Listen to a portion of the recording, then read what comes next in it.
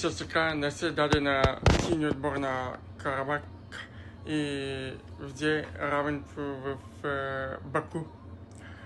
Първият мач между двата отбора завърши без голове и след равенство, като оттайка в чистко за реванш от следващата седмица в София.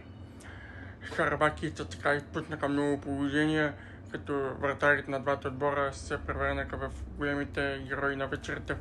Но също така изигра много тактически грамотен матч в дефензивен план, като тяхната цел беше да спрат опасните офанзивни играчи на Карабак. Така по този начин също така има огромни шансове да елиминира този съперник и да играе в третия квалификационен кръг на Лига Европа, а също така и да стигне до групи.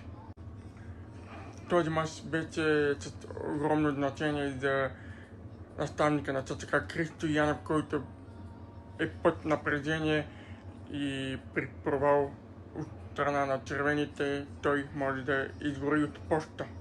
Червените трябва да благодарят на своя вратар Филип Лапулков, който се отлича с доста убедителни намеси и успя да запази мрежата си сука.